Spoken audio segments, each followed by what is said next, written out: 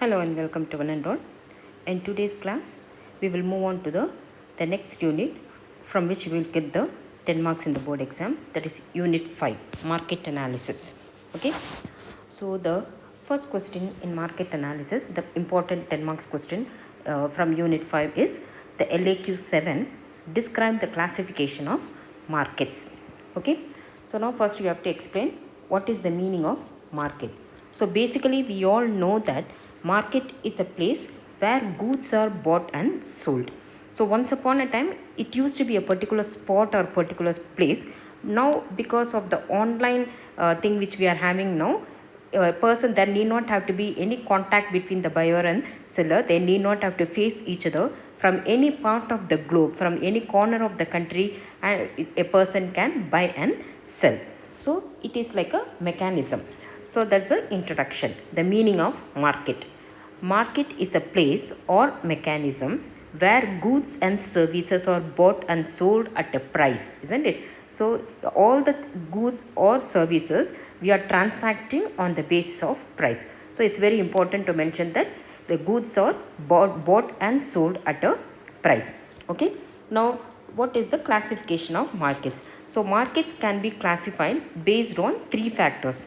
The first one is based on time period. So based on time period, market is classified as market period, or it is also called as the very short period.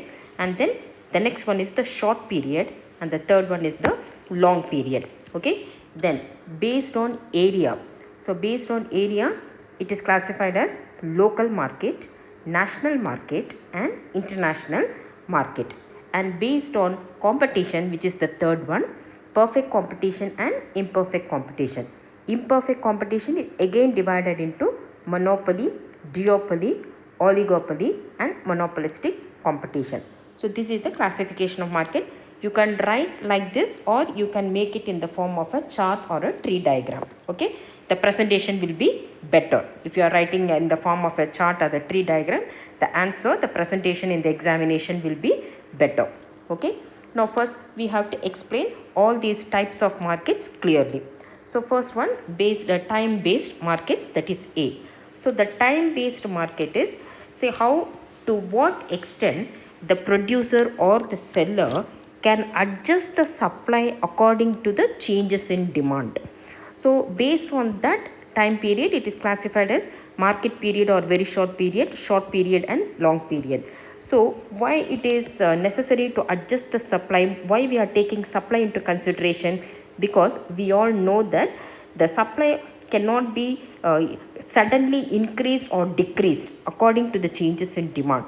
The demand might suddenly increase, the demand might suddenly decrease. So according to the changes in demand, it is not always possible to change the supply of the commodity. So based on to what extent supply can be adjusted, on that basis it is classified into very short period and long period. Okay, so under that, the first one is the market period or very short period. So market period or the very short period, the name itself says it is a very short period. It is 1 day or 2 days, it is like that. So in this period, supply cannot be adjusted at all. The supply remains perfectly inelastic. So if the vegetable vendor, if a farmer, he is bringing the vegetables from his farm to sell it in the market in the towns or the cities. Suddenly if the demand for vegetables increase, he cannot increase the supply of vegetables. Suddenly if the demand for vegetables decrease, he cannot do anything, he has to incur losses. So we all must know, isn't it? Like must be knowing Monday market, Sunday market, Friday market, all these vegetables and fruits vendors, they come and sell. So whatever is available vegetables or fruits, they are bringing it from the farm and selling it in the towns or cities. So which cannot be adjusted according to the changes in demand. So that is a market period. So in this period, supply is fixed. That means it cannot be increased or decreased and cannot be changed. So mostly perishable goods, as vegetables, fruits, flowers, they all have this kind of market. Now moving on to the next level, that is the B, short period. So in the short period, supply can be slightly adjusted. In the short period, what the producer can do, what the seller can do, he can change the variable factors. Okay, so slightly he can change the variable factor, slightly he can increase the variable factor and increase the supply. So supply is relatively inelastic. Okay, that is what the short period. So in this period, supply can be slightly adjusted by changing the variable factor like labor. Okay, and then next one is the point C, long period. So in this period, supply can be completely adjusted by changing all the factors. The seller or the producer, he can change all the factors, that is both the fixed factor as well as the variable factor. Remember, according to the law of returns, in the long run all factors are variable. Okay, there are no fixed factors in the long run. So in this period, if there is a increase in demand, the producer can increase all the factors and increase the production and increase the sales. In the same way, he can decrease the supply also. So supply can be completely adjusted by changing all the factors to meet the changes in demand. So supply is relatively elastic or perfectly elastic. Okay, then this is based on the time. And next, moving on to the area based market. Area based market is according to the extent the commodity is sold, extent of area on which the commodity is bought and sold. Based on that, it is classified into local market, national market and international market. So the name itself says, the first one, local market, when a particular commodity is bought and sold only in that particular area, then it is said to be having a local market. So again, we can give the example of perishable goods, fruits, like fruits, vegetables, flowers, etc. in that particular area, because they are all perishable goods. They cannot be transported, they cannot be stored for a long period of time. So they have to be sold within that particular locality. Then moving on to the national market, when a commodity is within the boundaries of a country, when a commodity is bought and sold within the boundaries of a country, that is a national market. So when a commodity is bought and sold throughout the country, it is called national market. Example, wheat, rice, etc. See, for example, wheat is available in plenty in Punjab, so that can be transported to southern parts of the country, and paddy or rice is available in plenty in southern parts of the country, so that can be transported to the other parts of the country. So you can give the example of all this wheat, rice and etc. for the national market, which are having the market which can be bought and sold within the boundaries of the country, that is the national market. And next, international market, across the countries, that is throughout the world.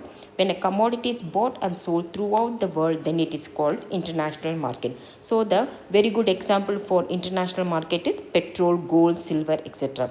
Okay, now you can ask the question, we are exporting mangoes to the other countries.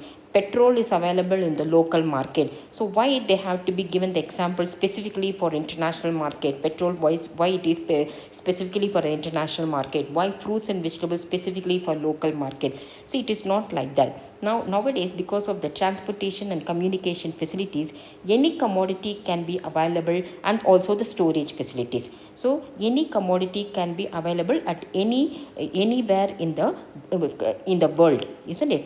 But then when you say a local market, the examples of local market, the commodities which are suitable for local markets are all those perishable commodities, fruits, vegetables. The commodities which are suitable for national market are all this wheat, rice, etc. And the commodities very, very suitable for international market, which is having the international demand and supply, is very suitable. More suitable is petrol, gold, etc. Okay, so that's why we are giving those kind of examples. And finally, the last one, the market which is based on competition. So which is based on the competition, that is the nature of the competition, or in other words, the number of sellers in the market. So based on the nature of competition and the number of sellers in the market, it is classified into two types: perfect competition and imperfect competition. So the first one, perfect competition, it is a market where there are a large number of buyers and sellers for a homogeneous product sold at one price. So perfect competition is a theoretical example. Okay, so previously also several times we have come across every laws, the economist is using the assumption as perfect competition. Okay, it is, but the name itself says the competition is perfect, but in the actual world nothing is perfect. Okay, so we are taking the example of perfect competition so that we will know how much deviations we are having in the actual market, how much imperfections we are having in the actual world. So perfect competition, why it is a theoretical, it is an ideal market. So in that market, the number of sellers are more, of course the buyers are also more, and all the sellers are selling the identical commodity, and since it is an identical commodity, the commodity is sold only at only one price. That is a perfect competition. And now the actual practice, what we are having, imperfect market, that is imperfect competition.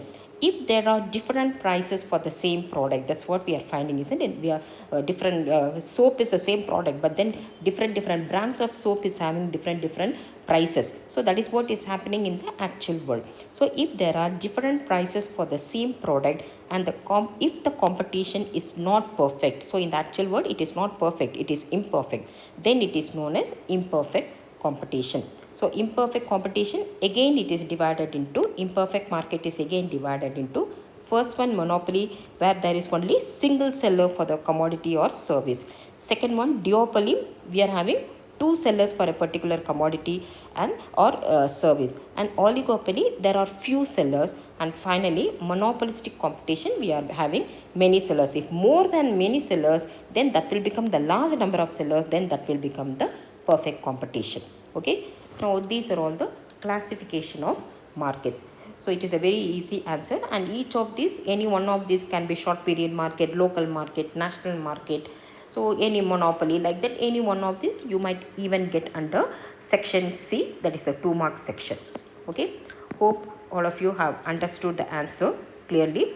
If you have any doubts, please mention it in the comment box. Okay, otherwise if you find this video useful, please like, share and also subscribe to my YouTube channel. Okay, so until my next class, take care, bye bye.